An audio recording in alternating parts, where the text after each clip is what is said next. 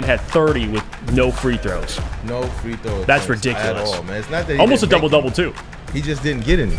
Right. Yeah.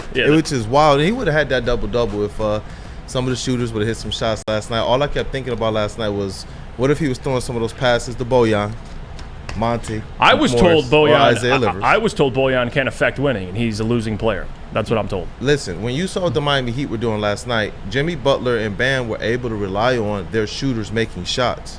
And if we get Bojan back in there with what the team looked like last night, look, I'm going to continue to say temper because I'm one of those guys that like to wait 20 games into the season to be able to see what we actually have, what identities have been formed.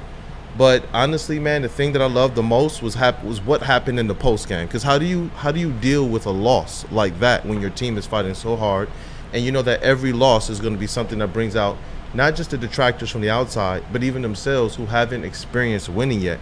Monty Williams, man, he said he walked into the locker room last night and told those guys, "Don't hang your heads, pick your heads up. You guys just set your floor, and I'm going to expect this every single night, this type of effort." And that to me was like, yo, this guy's a completely different type of man, different type of leader. I like it. I like it. At least for me, I got a statement and a question. My thoughts on Monty is whenever you hire a new head coach, Brandon, I expect to see his imprint right away. And you saw his imprint right away. You saw the effect of Monty out there. You see the difference watching this team. They're more competitive. And that's not even a shot at Dwayne. That's just facts. It's what you're seeing. The other thing I want to bring up, though, Marcus Sasser. I mean, you knew I was going to get there. That guy, dude, I'm telling you. What? You've been preaching it. Instant offense. Like, you tell me 10 minutes, 8 points, what, 2 of 3 from 3? 3 of 4? I forgot the exact number. Regardless, doesn't even matter. 2 of 3 from 3. And it was funny, me and Lucas, we just brought it up last segment. There was the one play where there was the foul call. I forgot what the foul was. The legal screen. Yeah, legal screen, and he took the 3 and made it. Hit it though. And then he came back and hit another one.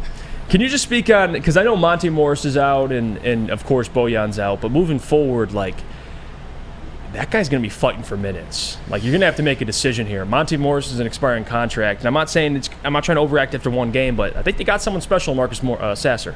I do. I really do as well. And what Troy has been able to do with some of these other picks is he's tried to flip some of them. You know, not the draft picks, but some of these players that he's signed, like Monty Morris. I wouldn't be shocked if he was one of those guys that they could see a little bit more expendable as this thing continues to go, because you're right. You've been saying that you expected that dog out of Marcus Sasser. You said he has a more mature game to him. And there were times where I was like, hey, look, I just kind of want to see it.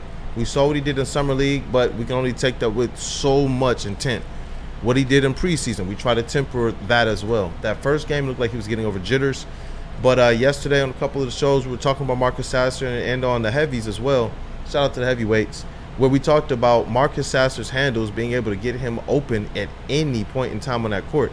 There's a lot that these young players are going to have to improve upon, but they have some traits that make them really, really serviceable and probably beyond serviceable right now. And Marcus Sasser, his handle, I'm sorry, man, that's a little bit above. He's above average NBA ball handler. Ooh. Everything we've seen has just been awesome, and his ability to get himself open off of that, all you need is a sniper like he has. He's going to be effective, man. I want to see his defense a little bit better, but I don't think he got enough time to really, really get set. But I like Marcus Sasser. I really do. I like where his future's headed. Yeah, Marcus Sasser was one of the standouts from the game for me as well. I mean, just instant offense off the bench. Gave you some of the most, as I said in the first segment, some of the most valuable 10 minutes you'll ever see in an NBA debut, at least for me. I know that sounds a little overstated, but still, he was very, very good. How about Cade Cunningham, Kool-Aid? Because, I mean, you're wearing the appropriate shirt. Did a performance like last night, I understand that we were all very, very high on Cade Cunningham and his potential for this year. Does that even further reinforce that maybe Cade Cunningham's ceiling is actually a superstar in this league? Oh, man, it feels like we've been saying that for the last, year and a half, Jeff. Who would have ever thought that, Kool-Aid? Look, Not man, you.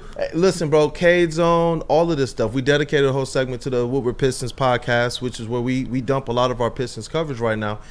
But that guy was on a completely different level, and he looked exactly the way that a lot of fans said they wanted to see him look. Through preseason, they said, oh, he's starting slow. Why isn't he this? Why isn't he that? Well, he's getting 20, 23 minutes a game. He generally starts the game probing, looking for his teammates, because if they're not on, then it becomes a daunting task for Cade where he's going to have to score 50. But one of the things that I really liked about Cade, and we talked about it, was his ability to play the off-ball role. And that was awesome because he had 2 or 3 catch-and-shoot three-pointers, along with one where he had Bam on him. And he kind of crisscrossed, but then he passed it. Yeah. We were in this room over here, Lucas and some of the other fellas, and I was like, yo, he's going to want that back. He's going to sauce him and hit the 3. What did he do? He got the ball right back. He was like, give me the ball. Like, go back and look at that play. Cross, pulled up and hit the 3. A lot better arc on his shot. Oh, yeah. He hit 4 of 9 last night. There was a couple that kind of rimmed out.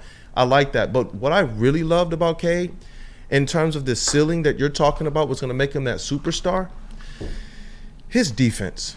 We talked about Sasser being able to guard the 1 through 4. Cade was defending the 1 through 5 last night. It did not matter, and there were certain matchups that he asked for. Bam was crushing us last night, and then I saw Cade go out there and defend him for a couple plays. Jimmy Butler, I saw him defending him. I saw him switching off into the center. That type of stuff to me was just like, yo, this guy wants it. And it's things that we've talked about for years, his rookie season, when he was defending Evan Mobley, defending power forwards, defending the 2, defending the 3. And that just kind of just went under the radar. And we talked about the fact that you get this guy back with his 7-foot wingspan, 6'7" on the court, has a little bit more build on him. He's looking good. And we were like, look, if they're not going to call the foul for you, go to the rack and still make the bucket.